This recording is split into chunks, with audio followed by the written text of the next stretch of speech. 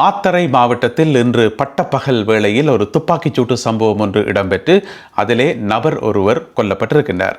இந்த சம்பவம் எங்க நடந்திருக்கு பார்த்தீங்கன்னு சொன்னால், மாத்தறை மாவட்டத்தில் இருக்கக்கூடிய தேவேந்திர முனை என்ற இடம் இருக்குத்தானே, அதாவது கந்தார போலீஸ் பிரிவுக்கு உட்பட்ட தேவேந்திர முனை பகுதியில் தான் இந்த ஒரு சம்பவம் நடந்திருக்குது. அங்கே இருக்கக்கூடிய ஒரு சூப்பர் மார்க்கெட்டுக்கு பக்கத்தில் பார்த்தீங்கன்னு சொன்னால், இந்த குறிப்பிட்ட நபர் அவருடைய பேர் டிலைட் என்று சொல்றதாம். அந்த பகுதியில் டிலைட் என்று சொன்னால் தெரியாத ஆக்களே இல்லையாம். அதாவது மாத்தறை டிலைட் என்றதான் இவருடைய பேர். இவருடைய சொந்த பேர் சிரில் ஹெந்த விதாரண மாத்தறை டிலைட் என்று சொல்லப்படுற நபர். அவர் தான் சுட்டுக் கொல்லப்பட்டிருக்கார். அவர் என்ன செய்யறார் சொன்னா, அந்த மார்க்கெட் ஏரியாவில் நடந்து போய்கொண்டிருக்கக்குள்ள அந்த பகுதியில் வேகமாக ஒரு சாம்பல் நிற கார் ஒன்று வருது. அந்த காரில் ஒரு 4-5 பேர் இருந்திருப்பினும் போல இருக்கு. அதில் இருந்து உடனடியாக 2 பேர் வெளியில் இறங்கி இவர் மேல துப்பாக்கியால் சுட்டிருக்கிறார்கள். 9 மில்லிமீட்டர் கை துப்பாக்கியால் சுட்டிருக்கிறார்கள். அவர் அந்த இடத்திலே படுகாயமடைந்து கீழே விழுகிறார். அதுக்கு பிறகு அவசரமாக மாத்தறை மருத்துவமனைக்கு கொண்டு சேர்ப்பிக்கப்படுகின்றார். இருந்தாலும் சிகிச்சை பலனில்லாமல் அவர் அங்கே உயிரிழக்கின்றார். இந்த கொலையாளிகள் தப்பியோடி இருக்கின்றார்கள். எனவே இது சம்பந்தமான விசாரணைகளை போலீசார் மேற்கொண்டு வருகின்றார்கள். இந்த மாத்தறை டிலைட் என்று சொல்லப்படுற நபர் அவருடைய பேரை பார்த்தாலே கொஞ்சம் வித்தியாசமா இருக்குது. எனவே பாதாள உலக குழுக்களுடனும் போதைப் பொருள் கடத்தல் கும்பலுடனும் தொடர்புடைய ஒரு நபர் என்று சொல்லி முதல் கட்டமாக தெரிய வந்திருக்கிறது. அடிப்படையில் இவர் ஒரு மீன் வியாபாரியாம். அங்கே இருக்கக்கூடிய ஒரு சந்தையில் மீன் வியாபாரத்தில் ஈடுபடுற ஒரு மீன் வியாபாரி. இருந்தாலும் கூட பாதாள உலக குழுக்களுடன் சம்பந்தப்பட்ட ஒரு நபர் என்று சொல்லப்படுகிறது. முதல் கட்டமாக சந்தேகிக்கப்படுது. அவருக்கு 58 வயது. எனவே பாதாள உலக குழுக்களுக்கு இடையிலான ஒரு மோதல் காரணமாக இந்த கொலை சம்பவம் இடம்பெற்றிருக்கலாம் என்று சொல்லி போலீசார் முதல் கட்டமாக நம்புகின்றார்கள். இது சம்பந்தமான விசாரணைகள் ஆரம்பிக்கப்பட்டுள்ளன. கடந்த வாரம் சட்டத்தரணி ஒருவரும் அவருடைய மனைவியும் சுட்டுக் கொல்லப்பட்டிருந்தது உங்கள் எல்லாருக்குமே தெரியும். அது சம்பந்தமான விசாரணைகள் இப்போ துரிதமாக நடந்துருக்கு தானே. அதில் ஒவ்வொரு நாளும் புது தகவல்கள் வந்துருக்குது. இப்போ போலீசார் வெளியிட்டிருக்கிற தகவல் என்ன தெரியுமா? அந்த துப்பாக்கிச்சூட்டு சம்பவத்தில் ஈடுபட்ட துப்பாக்கிதாரிகள் 2 பேரும் இருக்கணும் தானே. அந்த 2 பேரும் நன்கு ஆயுத பயிற்சி பெற்றவர்கள் அல்லது ஆயுதப்படையை சேர்ந்தவர்கள். ஒன்றில் முன்னாள் இராணுவமாக இருக்கலாம் அல்லது முன்னாள் போலீஸ் உத்தியோகத்தர்களாக இருக்கலாம், எவராயும் இருக்கலாம். ஆயுத படைகளோட சம்பந்தப்பட்ட நபர்கள் அல்லது நன்கு ஆயுத பயிற்சி எடுத்த நபர்கள் என்று சொல்லி போலீசார் இப்ப தகவல் வெளியிட்டிருக்கிறார்கள். ஒரு சந்தேகம் வெளியிட்டிருக்கிறார்கள். ஏன் சொல்லுங்க பாபம், இவர்கள் அந்த துப்பாக்கிச்சூட்டு சம்பவத்தில் ஈடுபட்ட அந்த காட்சி இருக்குதான், இந்த சிசிடிவி காட்சி, அதை திரும்ப செக் பண்ணி பார்க்கக்குள்ள அவர்கள் அந்த துப்பாக்கிகளை கையாளுற விதத்தை வச்சு பார்க்கக்குள்ளேயே இவர்கள் நன்கு அனுபவம் உள்ளவர்கள் என்று சொல்லி போலீஸ் கண்டுபிடிச்சிருக்குது. ஏன்னு சொன்னா, துவக்க தூக்குற விதத்திலேயே தெரியும் ஆளுக்கு முன்ன பின்ன துவக்க தூக்கி பழக்கம் இருக்கா இல்லையா என்று சொல்லி. அதுல ஒரு ஆள் T56 துப்பாக்கியை கொண்டு சுட்டவர், மற்றவர் ரிவால்வரால சுட்டவர். 2 பேருமே துப்பாக்கிகளை ஏந்தி பிடிச்ச அந்த விதம் சந்தேகத்துக்கிடமாக இருக்குது. இந்த நாங்கள் இங்கிலீஷ் படங்களை பார்ப்போம் தானே, இந்த கொமோண்டோஸ் அட்டாக் படங்கள், அதில் இந்த கொமோண்டோஸ் எப்படி ஓடி வருகிறோமோ அதே மாதிரி தான் காரில் இருந்து இறங்கி ஓடி போயிருக்கணும். எனவே அவர்கள் துவக்க பிடிச்ச விதத்தை வச்சுக்கொண்டே சொல்ல முடியும் இவையில் நன்கு ஆயுத பயிற்சி பெற்றவர்கள் என்று சொல்லி. பக்கத்திலேயே ராணுவ முகாம் ஒன்று வர இருக்குது. எனவே எல்லாத்தையும் கூட்டி கழிச்சு பார்க்கக்குள்ள பல சந்தேகங்கள் இப்பொழுது வந்திருப்பதாக சொல்லப்படுகிறது. என்ன பிரச்சனை சொன்னால், 2 துப்பாக்கிதாரிகளும் இதுவரைக்கும் கைது செய்யப்படையலை. அதில் ஒருத்தர் அதாவது ரோபர்ட் சுரேஷ் என்று சொல்லப்படுற நபர் ஏற்கனவே அடையாளம் காணப்பட்டிருக்கார். அவரை பார்த்தாலே ஒரு மாதிரி வித்தியாசமா தான் தெரியுது. ஆளை பார்க்கக்குள்ளேயே ஒரு மிலிட்டரி டிசிப்ளின் என்று சொல்லுவது தானே, ராணுவ ஒழுக்கம் என்று சொல்லி. அதே மாதிரி அந்த தலைமுடி வெட்டா இருக்கலாம், எல்லாத்தையும் பார்க்கக்குள்ள ஆளை பார்த்தாலே வித்தியாசமா தான் இருக்குது. எனவே மற்றவருடைய போட்டோஸ் இதுவரைக்கும் கிடைக்கவே இல்லை. எனவே அவர் எப்படி இருப்பார் என்று சொல்லி தெரியல. இருந்தாலும் இந்த 2 நபர்களும் இப்படியான ஒரு பின்புலத்தை கொண்டவர்கள் என்று சொல்லி சந்தேகிக்கப்படுது. உங்களுக்கு ஞாபகம் இருக்கும் நினைக்கிறேன், முந்தின காலத்தில் ராணுவம் தமிழ் படியலை பிடிக்கக்குள்ள நிறைய கேள்விகளை கேட்டு நிறைய விசாரணை நடத்துறதானே. அந்த விசாரணைகளில் ஒரு கட்டம் என்னென்று சொன்னா, துவக்க கொடுக்கிறதாம். இந்த துவக்க பிடி என்று சொல்லி. ஏன் சொல்லுங்க பாப்போம், அந்த துவக்க வாங்குற விதத்தை வச்சுக்கொண்டே அவையில் கண்டுபிடிப்பினும் பயிற்சி எடுத்தவரா இல்லையான்னு சொல்லி. அனுபவம் இல்லாதாக்கள் துவக்க சும்மா கண்ட பாட்டில் அங்கேயும் இங்கேயும் பிடிப்பினம், விறகு கட்டியை தூக்குற மாதிரி தூக்குவினம். ஆனால் அனுபவம் உள்ளாக்களோட கை ஆட்டோமேட்டிக்காக அந்தந்த பொசிஷனுக்கு போகும்.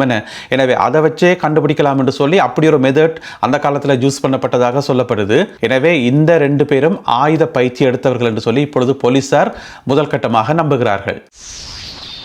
பௌத்த மதத்தை பாதுகாப்பதற்கும் அதனுடைய இருப்பை உறுதி செய்வதற்கும் அனுர அரசாங்கம் உடனடியாக முன்வர வேணும் என்று சொல்லி பிக்குகள் சார்பாக வேண்டுகோள் ஒன்று வைக்கப்பட்டிருக்கிறது. அதாவது நேற்று கொழும்பில் பெரிய ஒரு மாநாடு ஒன்று நடந்தது. அந்த மாநாடு பிக்குகளின் சங்கமம் என்று சொல்லி நாங்கள் சொல்லலாம். 1000க்கும் அதிகமான பிக்குகள் நாடு முழுவதிலும் இருந்து கலந்து கொண்டார்கள். பல்வேறு பௌத்த அமைப்புகள், பௌத்த சங்கங்கள் என்று சொல்லி நிறைய இருக்கிறது தானே, எல்லாத்தையும் சேர்ந்த பிரதிநிதிகள் ஒரு பெரிய ஒரு பௌத்த மாநாடு மாதிரி வச்சவே கொழும்பில் அதில் எதிர்க்கட்சி தலைவர் சஜித் பிரேமதாசவும் கலந்து கொண்டிருந்தவர். அப்போ அந்த மாநாட்டில் 10 முக்கியமான தீர்மானங்கள் எடுக்கப்பட்டிருக்கிறது. 10 அம்ச கோரிக்கைகள் என்று சொல்லி 10 தீர்மானங்கள் எடுக்கப்பட்டு அந்த 10 இப்பொழுது அரசாங்கத்துக்கு அனுப்பப்பட்டிருக்கிறது. இந்த 10 நீங்கள் கடைப்பிடிக்கணும் என்று சொல்லி அந்த 10ல் முதலாவது முக்கியமானது என்னென்று சொன்னால் பௌத்த மதத்தை அரசாங்கம் பாதுகாக்கணும். இப்போ இருக்கிற அரசாங்கம் பௌத்த மதத்தை பாதுகாக்கிறதுல அக்கறை இல்லாமல் இருக்குது. பௌத்த விழுமியங்களை கண்ணும் காணாமல் இருக்கணும். சுருக்கமாக சொல்ல போனால் பௌத்த மதத்துக்கு எதிராக செயல்படுற மாதிரி இருக்கணும். எனவே அரசாங்கம் உடனடியாக பௌத்தத்தை பாதுகாக்கணும் என்று சொல்லி தீர்மானம் எடுத்திருக்கணும். எதற்காக இந்த ஒரு தீர்மானம் எடுத்துச்சு தெரியல. ஏன்னு சொன்னால் இந்த எதிர்க்கட்சிகள் இருக்கிறது தானே, அவையில் ஒரே சொன்னபடி இந்த அரசாங்கம் பௌத்தத்துக்கு எதிரானது, பௌத்தத்துக்கு எதிரானு சொல்லி தங்களுடைய அரசியல் தேவைக்காக சும்மா பிரச்சாரம் வைக்கிறது. ஆனால் அதை இந்த பிக்குமார் சங்கங்களும் உண்மையிலேயே நம்பிட்டு போல நடக்கு. அதனால தான் இப்படி ஒரு தீர்மானத்தை நிறைவேற்றி இருக்கணும். இது முதலாவது. ரெண்டாவது இப்போ கிட்டல 2-3 பிக்குமார் கைது செய்யப்பட்டது தானே, அவைக்கு பிணையும் கொடுக்கல தானே, அது சட்டத்துக்குட்பட்டது. அவையில் பார்த்த தேவையில்லாத வேலையால் அது சட்டத்துக்குட்பட்டது. அதுக்கும் அரசாங்கத்துக்கும் என்ன சம்பந்தம் இருக்குது? எனவே எல்லாத்தையும் கூட்டி கழிச்சு பார்த்து என்ன சொல்லிக்கணும்னு சொன்னால் பௌத்த மதத்துக்கு பாரிய பாதிப்பு ஏற்பட்டிருக்காம் இன்றைய சூழ்நிலையில் இலங்கையில். அது முதலாவது. ரெண்டாவது பிக்குமாருக்கு கடும் நெருக்கடி ஏற்பட்டிருக்காம் பிக்குமாருக்கு. அதனால் அரசாங்கம் உடனடியாக செயல்படணும் என்று சொல்லி பெரிய ஒரு தீர்மானம் நிறைவேற்றி இருக்கணும். என்ன பிரச்சனை சொன்னால் பிக்குமாருக்கு எங்கே நெருக்கடி ஏற்பட்டிருக்குது? என்ன எல்லா பிக்குமாருக்கும் ஏற்பட்டிருக்கு இல்லையே. ஆயிரக்கணக்கான பிக்குமார் இலங்கையில் இருக்கணும். ஆக கைது செய்யப்பட்டது 4 பிக்குமார் தான். அது அவையில் பார்த்து தேவையில்லாத வேலையால். எனவே அந்த 4 பேர்ட்ட பிரச்சனையை ஏதோ ஒட்டுமொத்த பௌத்தத்துக்கும் பிரச்சனை மாதிரி அப்படியே மாற்றி இந்த தீர்மானம் எல்லாம் நிறைவேற்றப்பட்டிருக்கிறது. இதுதான் இலங்கையில் காலங்காலமாக நடக்குது. யாராவது ஒரு சிங்கள தலைவர், யாராவது ஒரு ஜனாதிபதி கொஞ்சம் இஞ்சால சாஞ்சா, அதாவது சிறுபான்மை மக்கள், மிக முக்கியமாக தமிழ் மக்கள் சார்பாக ஏதாவது 1-2 நடவடிக்கையை சாடுவா எடுத்தாலே போதும், உடனே தென்னிலங்கை பத்தி எரியும். இதைத்தான் நாங்கள் காலங்காலமாக பார்த்து கொண்டு வரோம். அப்படி செயல்படுறது அங்கே தென்னிலங்கையில் இருக்கக்கூடிய இவைக்கு பொறுக்கேற. அதனால தான் இப்படியான தீர்மானங்கள் எல்லாம் நிறைவேற்றணும். எனவே அது பொறுக்க முடியாமத்தான் இவியல் இந்த பாடுபட்டு கொண்டிருக்கணும். இப்படியான தீர்மானங்கள் எல்லாம் நிறைவேற்றி கொண்டிருக்கணும். சொல்ல போனா அனுர அரசாங்கம் தமிழ் மக்களுக்கு அங்க ஒன்றும் பெரிய அளவில் என்னமே அள்ளி கொடுக்கல. இப்பதான் ஒரு மாதிரி ப்ரோசஸ் போய்கொண்டிருக்குது. எனவே ஆரம்ப கட்டத்திலேயே இந்த எதிர்ப்பு சொன்னா நாளைக்கு தமிழ் மக்களுக்கு சொல்லி பெரிய ஒரு தீர்வோண்டை கொடுத்தா கதை சரியா நினைக்கிறேன். தென்னிலங்கை அங்கே பத்தி எரியும் போல இருக்கு. எனவே தென்னிலங்கையில் இந்த இனவாதம், இந்த அடிப்படைவாதம் இதெல்லாம் இல்லாமல் போனால் மட்டும்தான் நாட்டில் எல்லாரும் நிம்மதியாக இருக்க முடியுமே தவிர மற்றபடி இவையில வச்சுக்கொண்டு தீர்வை பற்றி நாங்கள் யோசிக்கவே முடியாது. இப்பயே அவர்கள் ஆரம்பித்து விட்டார்கள். இனி அவையோட சேர்ந்து ஒத்து ஊதுறதுக்கு எங்களையும் கொஞ்சம் பேர் இருக்கணும்ன்றதும் மறக்க முடியாத உண்மை. எனவே என்ன நடக்க போகுதுன்னு தெரியல. இப்படியான தீர்மான முறை நிறைவேற்றி இருக்கிறார்கள். நேற்றைய இந்த கூட்டத்தினுடைய எதிர்க்கட்சி தலைவர் சஜித் பிரேமதாசாவும் கலந்து கொண்ட இந்த கூட்டத்தினுடைய முக்கிய நோக்கமே அரசாங்கத்தை குற்றஞ்சாட்டுறதும், அரசாங்கம் பௌத்தத்துக்கு எதிராக செயல்படுதுன்றதை காட்டுறதுக்காக தான் இந்த கூட்டமே நடத்தப்பட்டதோ என்ற ஒரு சந்தேகமே இப்ப வருது. பிரித்தானியாவில் இருக்கின்ற கேம்பிரிட்ஜ் பல்கலைக்கழகத்தில் நாமல் ராஜபக்ச ஆற்ற இருந்த உரை நிறுத்தப்பட்டுள்ளது. உங்களுக்கு தெரியும், இந்த மாத கடைசியில் 25ஆம் தேதியும் 27ஆம் தேதியும் நாமல் ராஜபக்ச இங்கே யூகேக்கு வாரார். 2 பல்கலைக்கழகங்களினுடைய மாணவர் சங்கம் இருக்குத்தானே, அந்த மாணவர் சங்கத்தால் நடத்தப்படுற ஒரு கூட்டத்தில் உரையாற்ற போறார் நாமல் ராஜபக்ச. இப்படி ஒரு ஏற்பாடு ஒன்று செய்யப்பட்டது. 25ஆம் தேதி ஆக்ஸ்போர்டும் 27ஆம் தேதி கேம்பிரிட்ஜும் நினைக்கிறேன். எனவே அந்த ஏற்பாட்டுக்கு எதிராக ஏற்கனவே புலம்பெயர் தமிழ் அமைப்புகள் தங்களுடைய கடுமையான எதிர்ப்பையும் கண்டனங்களையும் வெளிப்படுத்தி வருகின்றார்கள்.